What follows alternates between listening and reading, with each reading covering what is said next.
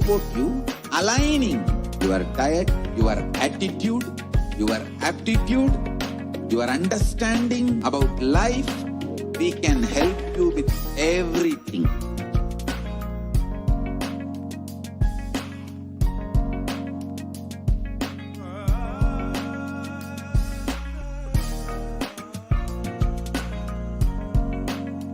If you are interested in enlightenment, we will immediately bring this to you. If you are not interested, we will explain the whole science, inspire you and make you interested in enlightenment time. We need to cater this enlightenment science to the whole world wherever they are, because enlightenment is the birthright of all human beings. Kailasa is responsible to provide that to all human beings.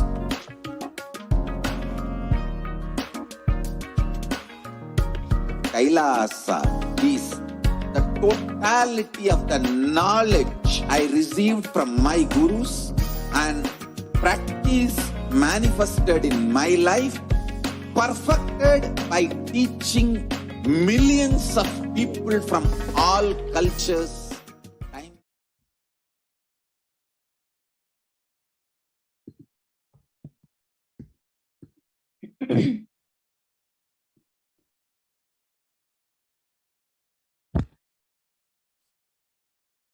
Nithyanandam Paramasukadam Kevalam Jnanamurtim Dhandvatitam Ganadasham Tadvamasthyadilaksham Ekam Nityam Vimalamachalam Sarvadhi Sakshibhutam Bhavatitam Trigunarahitam Sadgurum Tam Namami.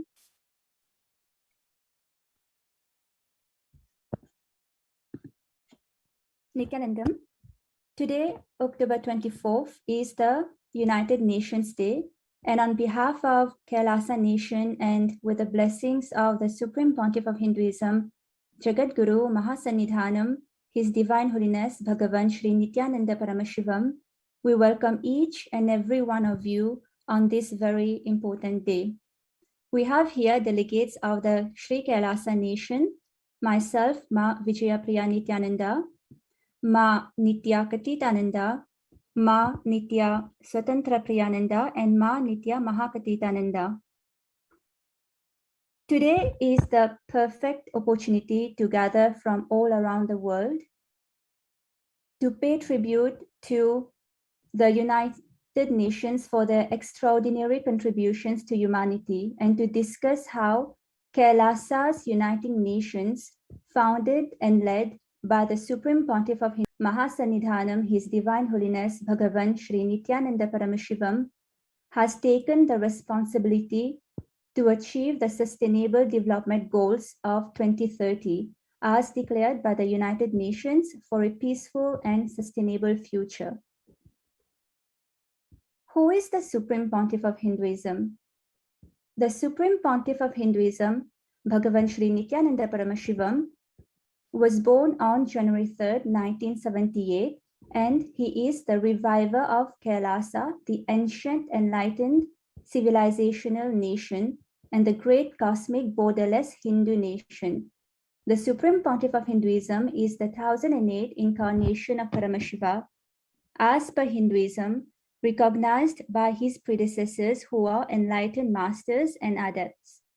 The Supreme Pontiff of Hinduism has made the science of power manifestation, yoga, and temple-based universities available for all humanity. The sovereign order of Sri Kailasa, led by the Supreme Pontiff of Hinduism, and Nithyananda order of monks, nuns, and Hindu diaspora are working for global peace and to achieve superconscious breakthrough to humanity.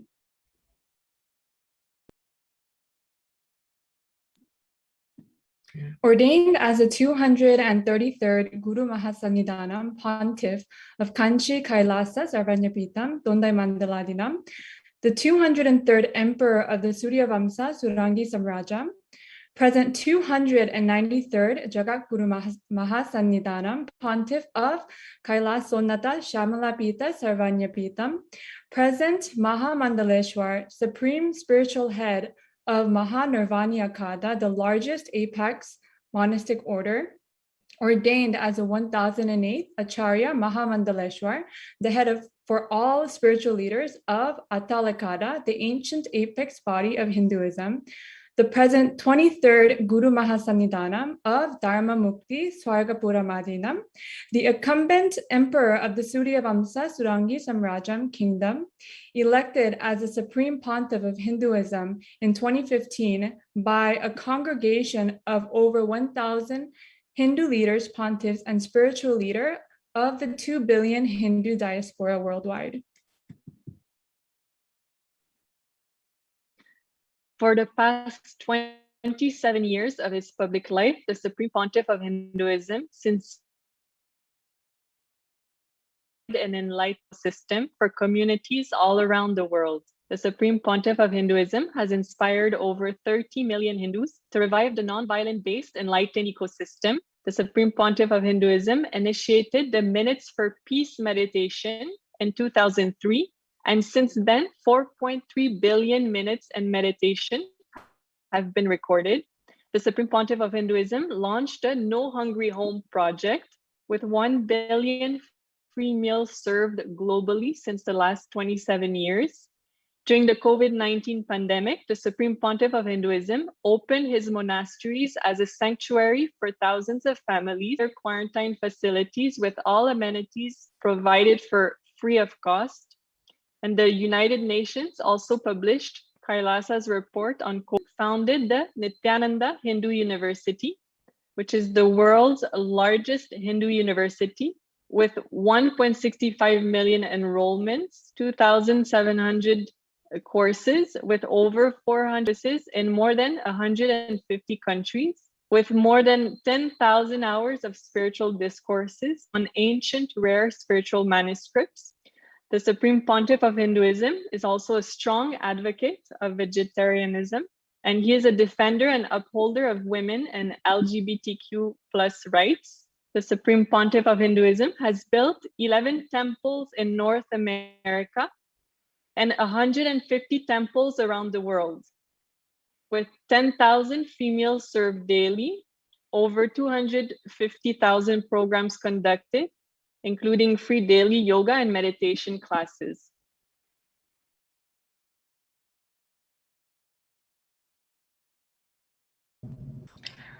So before sharing about the Supreme Pontiff of Hinduism's contributions to the world with regards to the Sustainable Development Goals 2030 as declared by the United Nations, we would firstly like to present to you the context of which the United Nations was founded.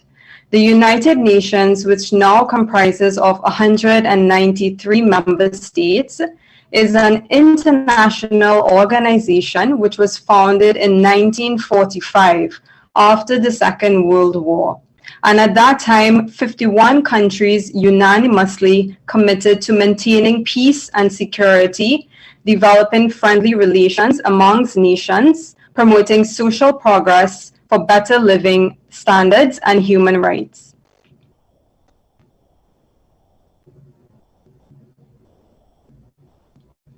So when it comes to the UN Sustainable Development Goals, there are 17 of them. And mostly they were adopted by world leaders in September 2015 at an historic UN summit, which came into force on January 1st, 2016. The objective was to produce a set of universal goals that meet the urgent environmental, political, and economic challenges facing our world. The goal was to mobilize more governments, civil societies, businesses, calling on all people to make global goals their own. So as described by world leaders, the Sustainable Development Goals of 2030 are a guide, essentially a to-do list and a blueprint for success. They are an agenda to balance human prosperity with protecting the planet, and also shows a bold commitment to tackle some of the world's most pressing challenges facing today.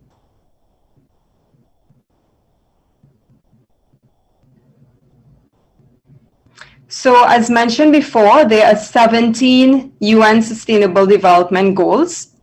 The first one is no poverty.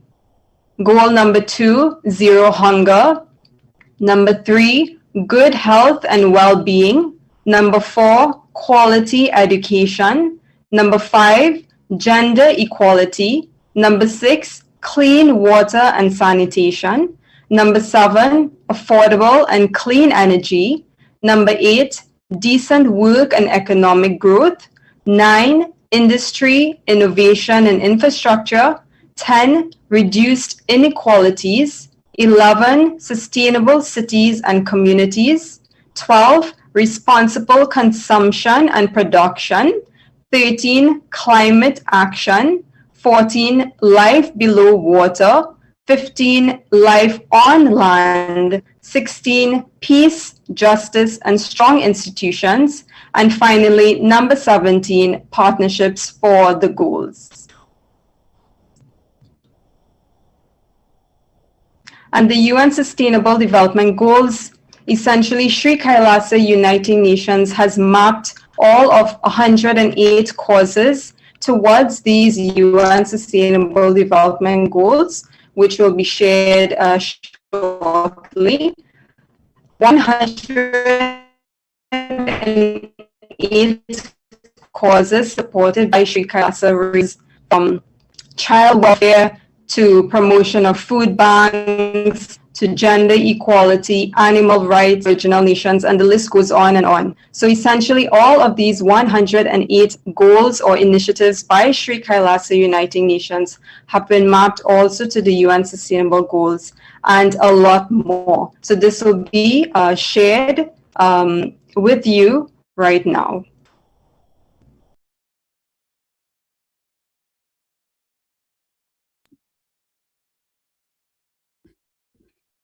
So similarly to the context which led to the creation of the United Nations, Sri Kailasa Uniting Nations was founded by the Supreme Pontiff of Hinduism. Let us go back in history to understand UN. Sri Kailasa Uniting Nation is a necessity in today's world. Hinduism was a state religion in 56 nations across the continent, from Afghanistan, Pakistan, India, Nepal, Burma, Sri Lanka to Singapore, Malaysia, Cambodia, and Indonesia. In 200 states, 1,700 provinces, and 10,000 traditions. Centuries of the combined forces of foreign invasions, political upheaval, colonialism, and religious persecution systematically exterminated 98% of the world's oldest living civilization, the Hindu enlightenment ecosystem. Today, Hindu temples remain in Afghanistan, Cambodia, Pakistan, Bangladesh, and Sri Lanka, but the generational Hindus who lived and practiced this tradition and culture have been systematically and ethnically cleansed.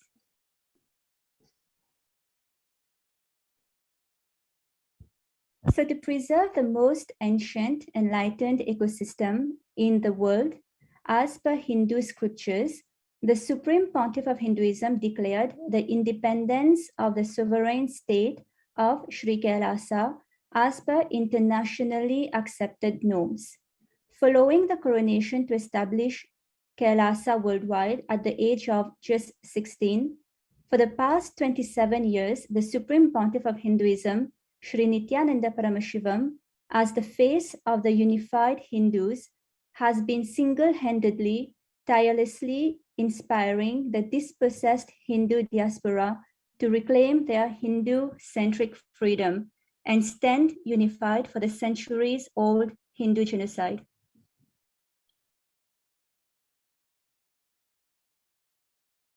The Supreme Pontiff of Hinduism has declared, I am the collective voice of all the persecuted Hindus. I will revive and rebuild a Hindu nation built on Vedagamic principles as a refuge for all practicing and aspiring Hindus, a safe haven for all persecuted Hindus.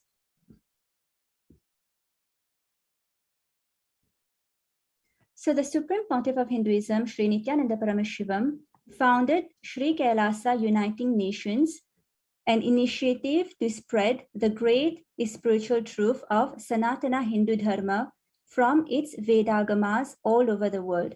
For the past 27 years, this international body has been responsible for 1. Building relations, building dialogues, inspiring leaders, and uniting nations towards acknowledging the Hindu policies which are universal and life positive as referenced from the ancient text of Hinduism. This is the ahimsa, the non-violent way of bringing acknowledgement to the horrors of the Hindu genocide, the untold facts of the darkest act of mankind on earth, to the most contributing civilization, Sri Kailasa.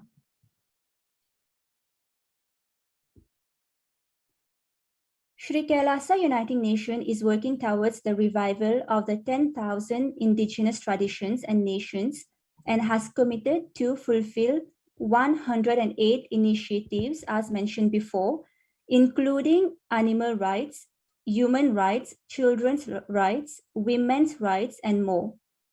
Sri Kailasa is working for uniting the world's nations for 108 such purposes and goals declared based on universal human values and world peace.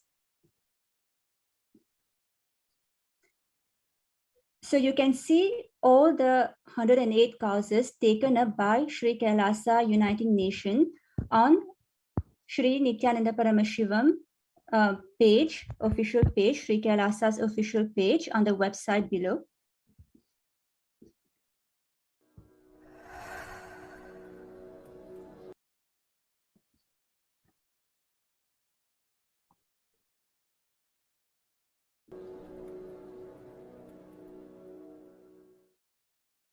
Kailasa is taking up the responsibility of uniting the nations for ancient heritage, uniting nations for ancient knowledge and scriptural storing, uniting nations for ancient sciences, uniting nations for animal rights, uniting nations for children and youth, uniting nations for stars, uniting nations for feminine empowerment and gender equality, uniting nations against lawfare, uniting nations against persecutions and genocides, uniting nations for global peace and religious harmony, uniting nations for mental health and development, uniting nations for monks and nuns, uniting nations for mystical and spiritual sciences, uniting nations for nutritious food and hunger-free world, uniting nations for persecuted religions, uniting nations for revival of ancient civilizations, uniting nations for unique religions, uniting nations for yoga, uniting nations for ancient sacred arts and ancient sacred sciences, uniting nations for consciousness studies and consciousness practices, uniting nations for enlightened cultures and arts, uniting nations for indigenous aboriginal nations and traditions and cultures, uniting nations for advocating peace, uniting nations for yogic sciences, uniting nations for family health and development, uniting nations for rights of the immigrants, uniting nations for safe and supportive entertainment, uniting nations for best right spiritual techniques and methods and technology, understand uniting nations for prevention of mass killings, uniting nations for orphans and abandoned children, uniting nations for furthering the researches to find cure for HIV AIDS, uniting nations for against atrocities and crimes. We are working in all this line, and devotees, disciples, volunteers are creating organizations in multiple nations to do all this good work.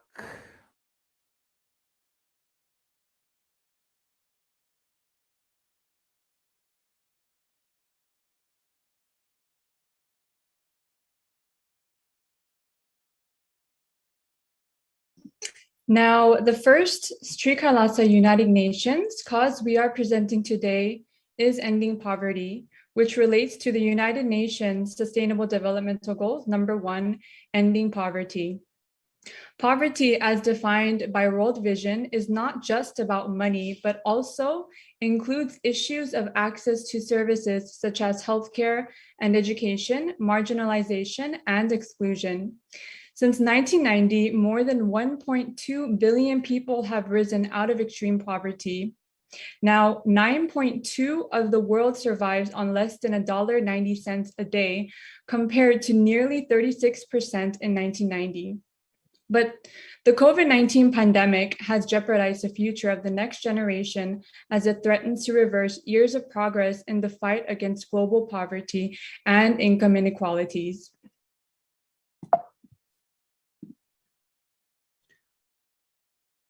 The Vedic civilization was never poor and holds the secrets to the science of wealth manifestation. In fact, the 56 Hindu nations which once existed lived in abundance until 1757. Bengal was the richest province in the whole world. The Vedic civilization offered from the space of Advaita, living in peaceful coexistence with one another, fulfilling their respective responsibilities, thereby equally contributing to the prosperity and stability of the society. We have one Shastra Pramana that we would like to share with all of you. So in Bhagavad Gita, chapter 2, verse 47, Lord Krishna shares an important Hindu principle with all of us, which guides us towards living a life that is based on responsibility instead of being driven by greed, and thereby ensuring the stability and the prosperity of the society. So the translation goes, you have a right to perform your prescribed duties, but you are not entitled to the fruits of your actions. Never consider yourself to be the cause of the results of your activities, nor be attached to inaction. We also wanted to share a beautiful Apta Pramana with all of you. So when we read the narration of how the Hindu nation ruled by Bhagavan Rama lived, we can see how stable and prosperous the society was. So the reference is from Valmiki Ramayana, Yuddha Kanda, chapter 128, verses 99 to 101. People survived for thousands of years with thousands of their progeny, all free of illness and grief. The trees there were bearing flowers and fruits regularly without any injury by pests and insects. The clouds were raining in time, and the wind was delightful to the touch. Every caste were performing their own duties, satisfied with their own work, and bereft of any greed. People were intent on virtue and lived without telling lies. All the people were endowed with excellent characteristics. All were engaged in virtue.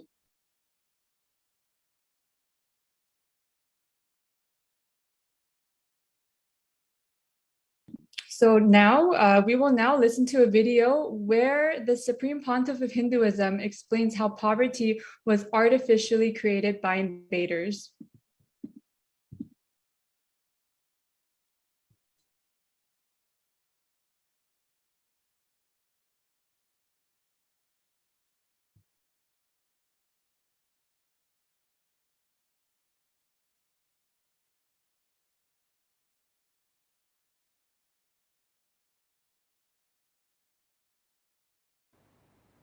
The Macaulay's education,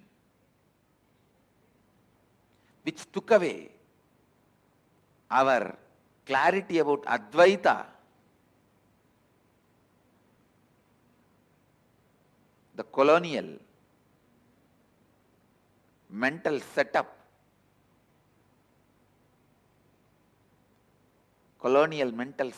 is our SDHD, self-doubt, hatred, denial. It is this colonial mental setup took away our Advaita from us, I tell you.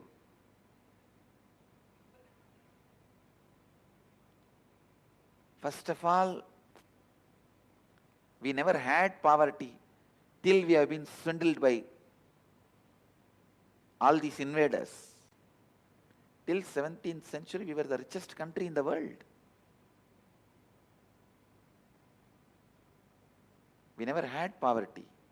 The poverty was imposed on us to break our confidence. The artificial famines created by the British Empire, how they broke our backbone by creating artificial poverty. The Bengal famine was planned by British. Around 17 famines we had to go through, which was never part of our Vedic tradition. Only in the colonial periods, under the invaders, we went through 17 major famines, where millions were killed. It is just to break our confidence on our Vedic tradition, on our lifestyle, on our thinking pattern. I tell you, that is the way they inserted SDHD, self-doubt, self-hatred, self-denial into us.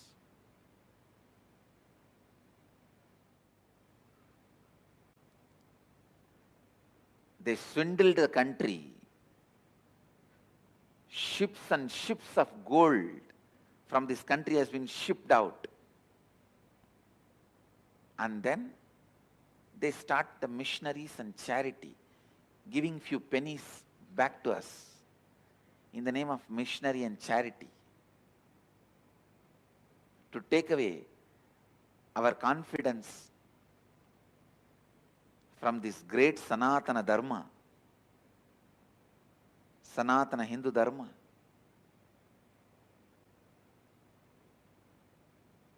Many times people ask me, why do you wear this gold Rudraksha, gold throne?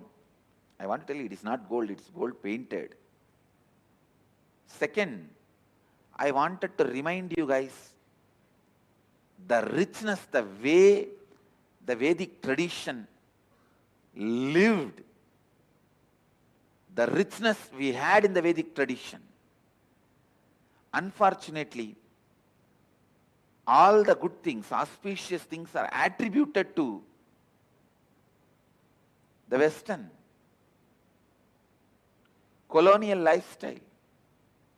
The other day I was browsing through some of the photographs of the recent museum inaugurated in the Rashtrapati Bhavan in India.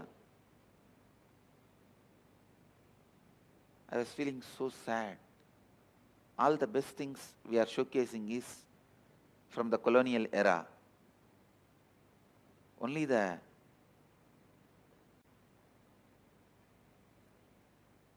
British things are gold coated, golden. Very unfortunate.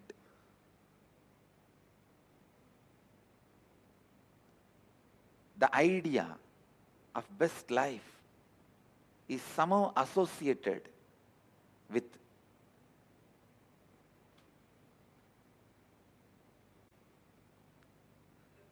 the people who ruled us, who made us slaves. Somehow the good life has become their lifestyle. The idea of good life has been branded as the British lifestyle. We forgot the good life of the Vedic tradition. Last 300 years, 17 famines. What will happen to a civilization? When we look back, you can only remember the 300 years. And you remember only poverty, poverty, poverty as the lifestyle of Vedic tradition. That is why the stupid word Hindu rate of growth has been developed. Please understand, our self-doubt, self-hatred, self-denial has been created, injected, encouraged by the British by putting us into poverty, showing their lifestyle as a good lifestyle. And still we stupid fellows are practicing and believing the same. Practicing and believing the same.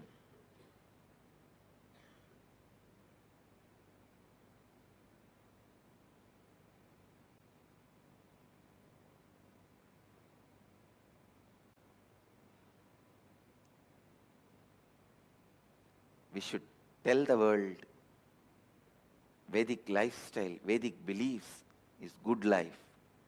And that brand of good life, royal life, luxury life, best life should be again connected back to living Advaita, the non-dual consciousness.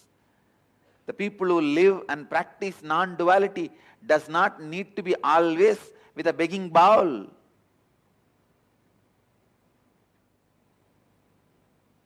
We picked up the begging bowl voluntarily because that is the only way we can relate with you. We will have the opportunity to come to you, not to receive, but to give. They have picked up the begging bowl, not to beg from you.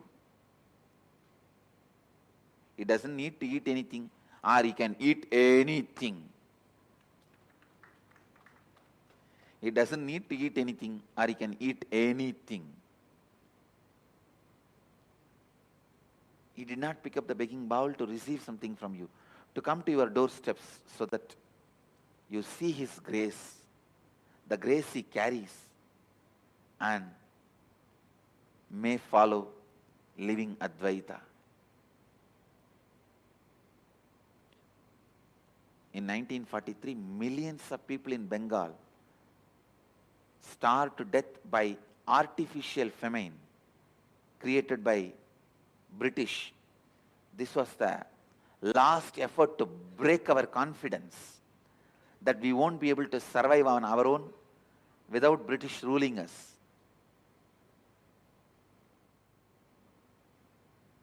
British government ordered the destruction of all boats and rice stocks in coastal Bengal. And it exported 70,000 tons of rice for the use of British troops and British civilians. More than 4 million people were made to die to break our confidence in the Vedic lifestyle.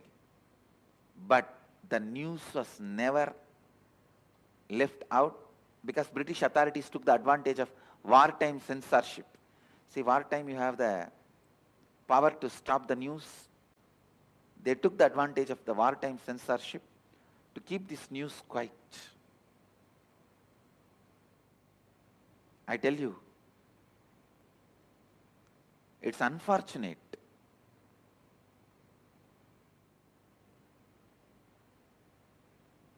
even we started believing the reason for our poverty, our suffering, all the bad things is our lifestyle and our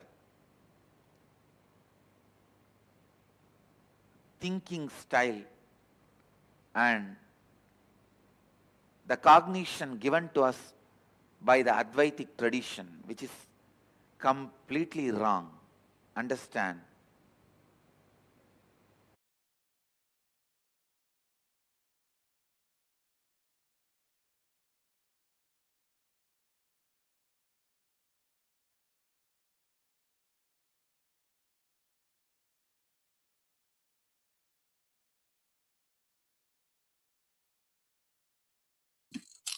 The Supreme Pontiff of Hinduism explained that the whole Bengali psyche was destroyed due to the fear of mass deaths where thousands died because of the artificial famine. They lost their morale. They lost the morale of trusting life. The whole Bengali consciousness was suffering with the root cruel. To clean and heal the collective consciousness, the Supreme Pontiff of Hinduism has conducted multiple workshops on the secret wealth as per the Hindu scriptures and initiated thousands into wealth consciousness.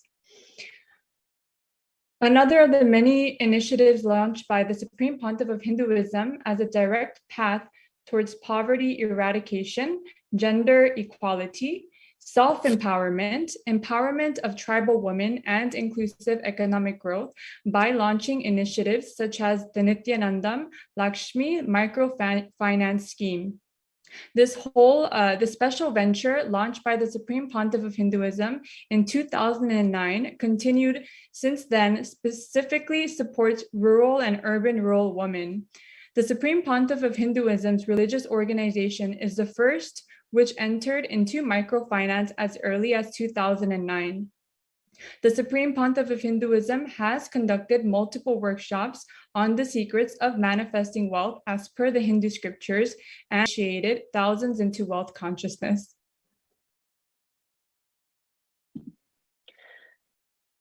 The second Sri Kailasa Uniting Nations cause that we're presenting today is free education for all, which relates to the United Nations Sustainable Development Goal number 4. So what is education? As per the UNESCO's definition, education is the process of facilitating learning or the acquisition of knowledge, skills, values, beliefs, and habits. What is quality education? Quality education, as per UNESCO's definition, specifically entails issues such as, number 1, appropriate skill development, 2nd, gender parity, 3rd, provision of relevant school infrastructure, equipment, educational materials, and 4, resources, scholarships, or teaching force. Now, some statistics. In developing countries, 1 in 4 girls are not provided basic education. 103 million youth worldwide lack basic literacy skills, and more than 60% of them are women. But in Hinduism, education is a fundamental right. Hinduism promotes and ensures free education for all. Hinduism argues that true empowerment emerges through an understanding of the knowledge, which in turn leads to unity with the universe. It is believed to be a fundamental right for everyone to be taught and imparted knowledge.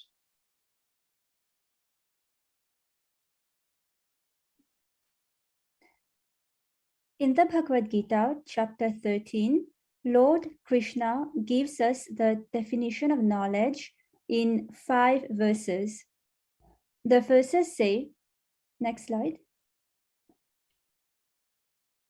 The verses say, humbleness, freedom from hypocrisy, non-violence, forgiveness, simplicity, service of the Guru, cleanliness of body and mind, steadfastness and self-control, dispassion towards the objects of the senses, absence of egotism, keeping in mind the evils of birth, disease, old age, and death, non-attachment, absence of clinging to spouse, children, house, and so on, even-mindedness, amidst desired and undesired events in life, constant and exclusive devotion towards me, and inclination for solitary places and an aversion for mundane society, constancy in spiritual knowledge, and philosophical pursuit of the absolute truth.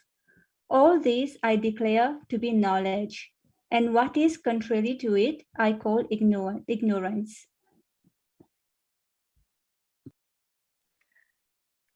And now we will be listening to a video where the Supreme Pontiff of Hinduism explains how education can only be called education when it leads to the production of human beings of higher consciousness, which is exactly what the Vedic education, the Gurukul system, is designed to do.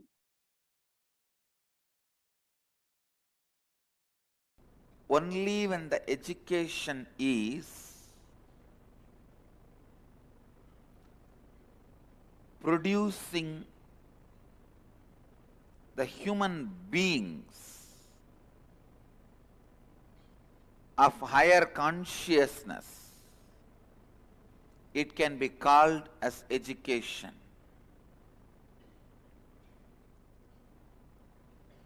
Not just some skills, talent.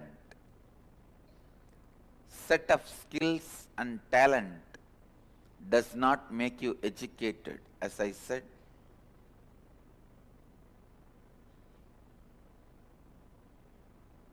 Uneducated are those who are educated only in schools.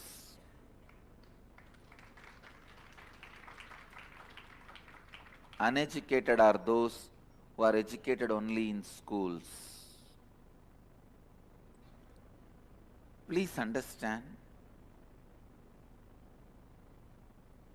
in any civilization,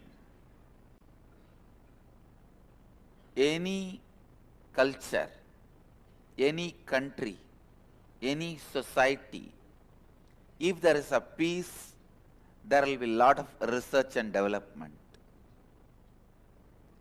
The Hindu civilization, 95% of the monuments we built are monuments for education. 3% is for great educators and teachers. Understand? All our temples are not monuments of some war victory. It's a place for education in memory of the great teachers and educators. It's a Samadhi of Siddhas.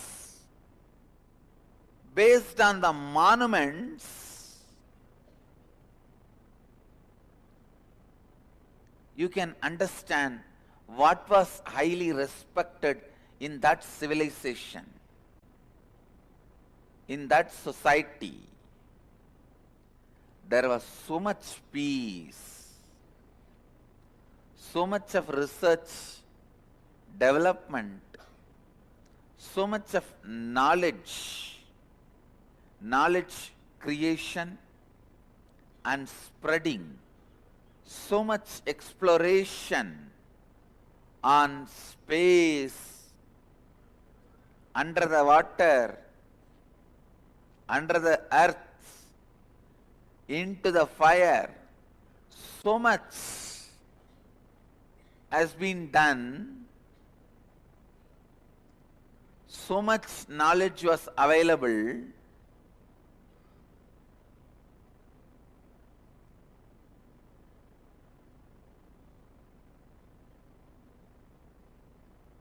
Even whatever is left out is unimaginable, unmatched.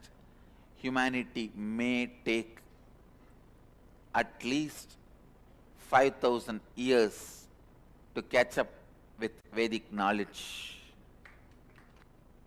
To catch up with our education system, they may take even 10,000 years. understand the statements I am making are not out of ego, arrogance, self-pride or anything. I am simply stating the fact,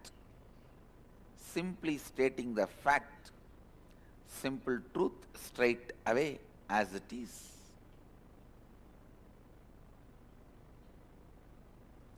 Simple truth straight away. We put so much of attention on Arjuna becoming a greatest warrior from an emerging out of Gurukul, but we forget from the same Gurukul, Sahadeva emerges as the greatest astrologer. It means what? A whole department of astrology was functioning in that same Gurukul. But we were so glamoured by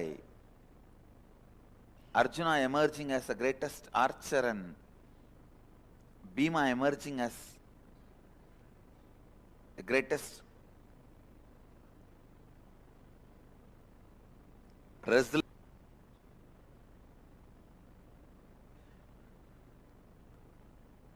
Sahadeva emerged as the greatest astrologer. Please understand, even to be a greatest archer, you need the knowledge from multiple other disciplines. What we built, what we revered, what we respect, what we want to be, what we want to remember, how we want to be remembered. Understand these two.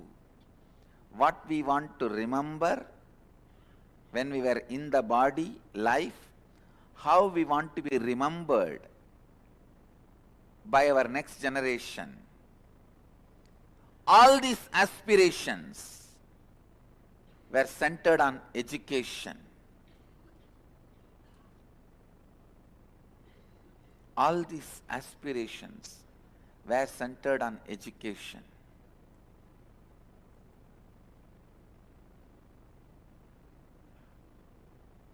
So much of knowledge on physical health, mental health, consciousness, powers of consciousness, so much was available. Our education system, our Gurukul system, making human beings should again become the mainstream education system.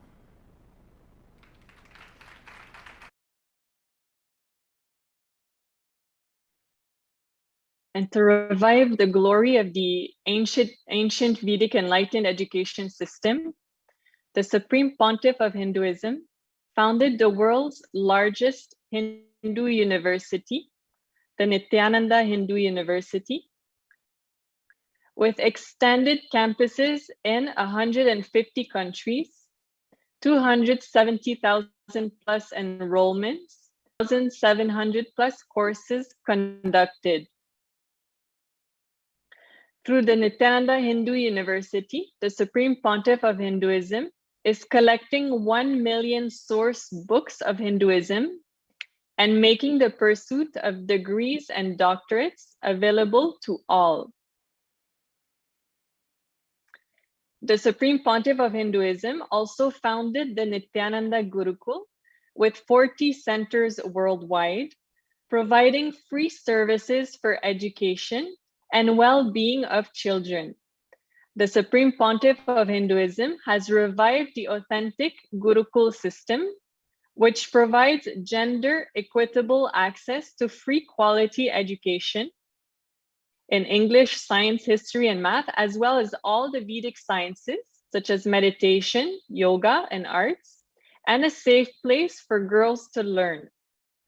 The Supreme Pontiff of Hinduism ensures that no child is excluded on the basis of gender, disability, poverty, ethnicity, and language.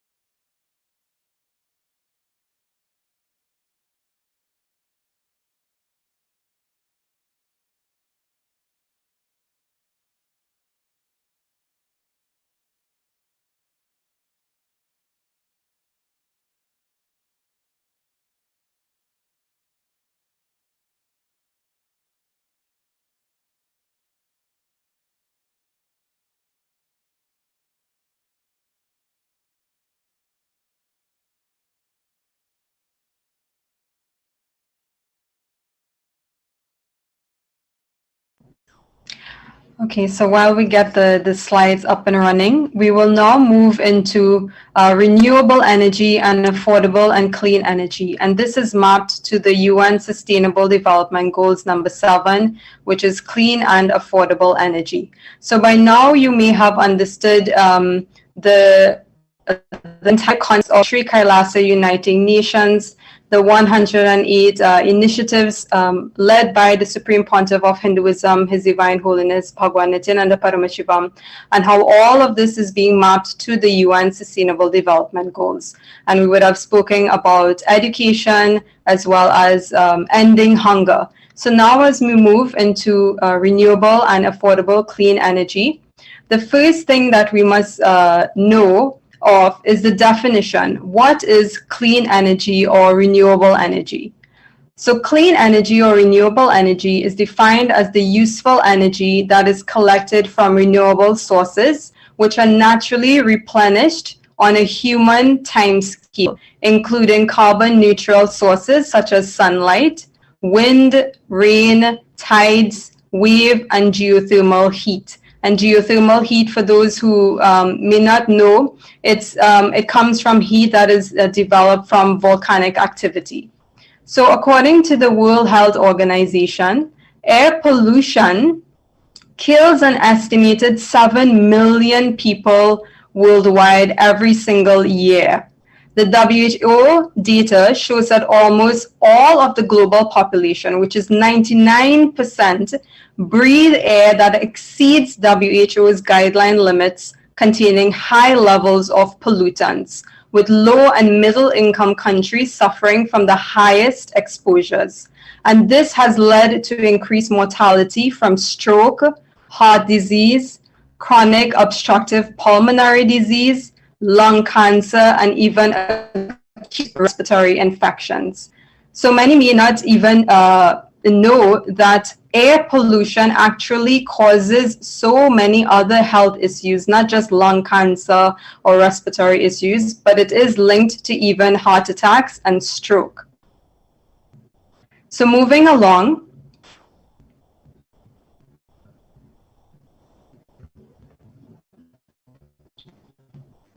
the Supreme Pontiff of Hinduism has spoken many things and shared many revelations from the ancient civilization. And he spoke very clearly about the Vedic sciences and technology when it comes to affordable and clean energy. And he says that a source of energy that is completely sustainable actually exists. And it's a kind of technology that operates from the power of consciousness. So this is something that is not yet widely known to mankind. Actually, very recently, Swamiji mentioned that the 5th force of the universe is the power of consciousness. And only 4 main forces are really known to mankind. So he mentioned that the records of the Mahabharata actually revealed that a source of energy was commonly used in those times in the use of astra shastras and weapons such as the Nagastra and the Brahmastra, which operated again from consciousness alone. So how was all of this possible? Well, we'll find out more. So during an interview with the Avatar, Holiness Bhagwan Nithyananda Paramashivam, the following question was asked to him regarding affordable and clean energy. And this is what he had to say. He said, "The present technology which we can trace very clearly to the Industrial Revolution, and you know the technology you use, it actually destroys Earth. In Vedic technology, there was something like that, and I suppose that was much advanced than present technology. So are we going to do anything on this aspect?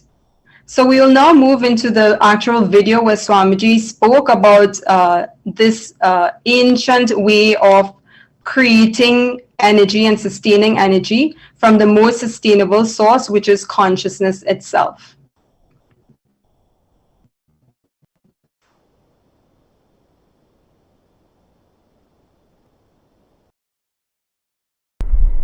In Vedic technology, all the resources are from other planes and other places. We were importing. Surya comes and gives his powers. Then Indra comes and gives his Vajra. Varuna comes and gives his powers. It is all imported. But in this modern industrial revolution, in this technology, the resources have to be sucked from here and made into different shapes. And the human greed is not leaving even the source to be alive.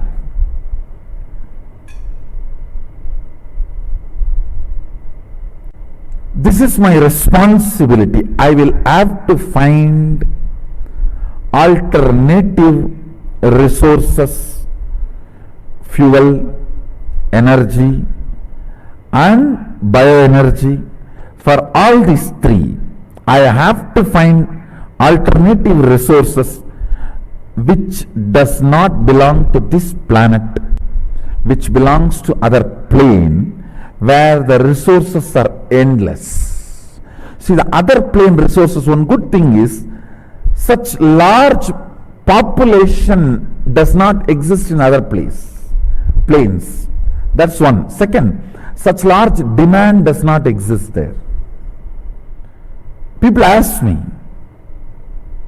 why did you not reveal this whole science of power manifestation in 2003 or 2002? I should tell them, I am very clear, I am putting the whole answer on record. It is not that in 2003, 2004 I do not know this science, but it takes its own time to get downloaded, settle down and open up and reach out to the people. In 2003 itself we have video records, we have video satsangs where I am speaking about this power manifestation, where I am even explaining the procedures. They will be given a Shaktipat in third eye and then they will start reading blindfolded. I am speaking. But it took at least 3-4 years for the whole science to settle down, body to adjust for that vibration, for that frequency and for that to manifest, and that kind of a disciples to come and receive. The whole thing to become a demonstrable Sakshi Pramana. It took at least 3-4 years. Same way, now I know the Shastra Pramana and Apta Pramana, and even as Atma Pramana that it is getting downloaded. Just today I was telling that the Aushadha for immortality is already become my Atma Pramana now, which was Shastra Pramana, Apta Pramana. It is already now my Atma Pramana. Today only I said, let it be on record at least for the sake of history. For this to become Sakshi Pramana, I am roughly looking at next at least 2 years. All these sciences are not dead. We just need to take the responsibility to receive them and manifest them and properly organize it to make it user friendly and reach it out to the humanity. I should say my whole mission is that only. My whole life is that only. And surely, at least within next 5 years, I will find an alternative resource. Fuel, energy and bioenergy. When I use the word bioenergy, the energy which is needed to run the body. There will be, actually there is the external resource which can make the human body without any food or the water or any need from this plane. So the preliminary understanding which I received, I started sharing through the Nirahara Samyama, but now I know there is a clear resource available.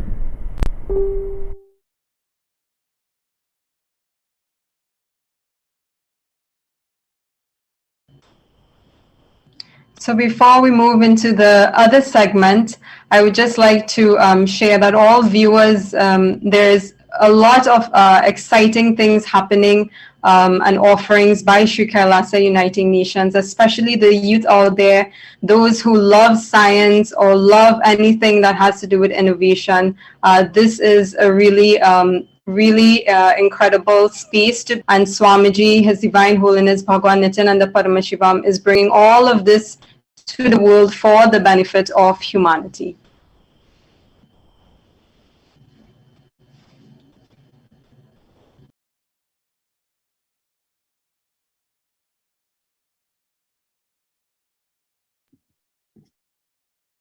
So the fourth Sri Kailasa Uniting Nations that we are going to present today is the SOSK's partnership, meaning the Sovereign Order of Sri Kailasa's partnerships. Over the past 27 years, the Supreme Pontiff of Hinduism has successfully formed an efficient network of religious peacekeepers made up of international humanitarian agencies, which are now active in over 100 countries. Specifically, the Supreme Pontiff of Hinduism has launched the 6 international Om mandates for the betterment of mankind, and they include the saffron Om, the red Om, the white Om, the yellow Om, the green Om, and the blue Om.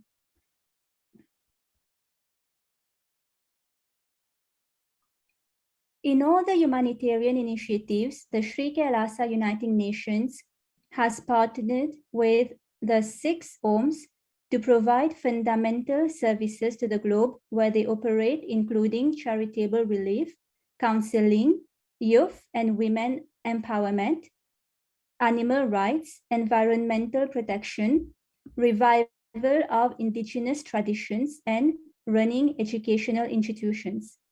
By doing so, the Supreme Pontiff of Hinduism works to raise humanity to the next level of conscious evolution through spiritual strength, thereby leading the way to a sustainable future. Recently, Kailasa has established diplomatic relations and partnership with the government of Uganda to eradicate hunger, foster youth leadership, holistic health, education initiatives, environmental stewardship, and sustainable living.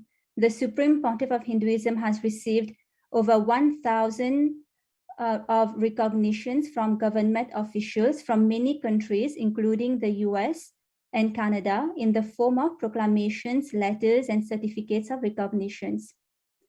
And also, thus far, 4 of Kailasa's reports on the persecution on the Supreme Pontiff of Hinduism and Kailasa, and also the contribution to humanity, especially during COVID, has been published by the United Nations.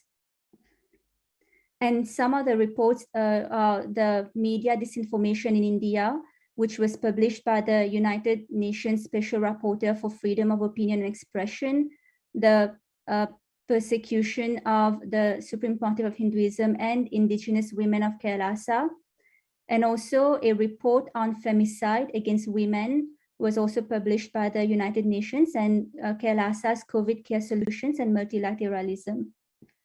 And as we can see on the screen, these are some of the recognitions that Sri Kailasa and the Supreme Pontiff of Hinduism have received in recognition of the humanitarian services.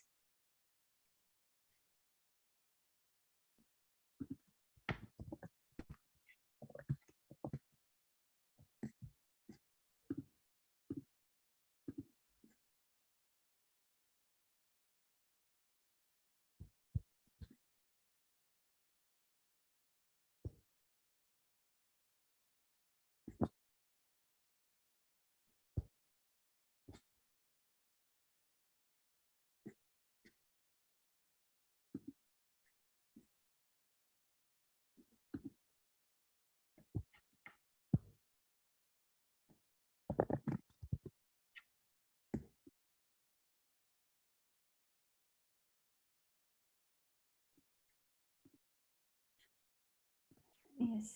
So, on behalf of Kailasa Nation, we sincerely thank each and every one of you for your online presence today to discuss the numerous efforts of the Supreme Pontiff of Hinduism and Kailasa towards the achievements of the Sustainable Development Goals of 2030. Hinduism, revived by the Supreme Pontiff of Hinduism, is the solution and shows humanity the path towards a non-violent and sustainable future. Stay tuned for future Kailasa live panel discussions, and we look forward to seeing you then. Thank you. Om Purnamada Purnamidam Purnat Purnamudashyate Purnasya Purnamadaya Purnamevavashishyate. Om Shanti Shanti Shanti. Bhagavan Shri Nithyananda Paramashivam Padukarpanamastu. Om Nithyanandam.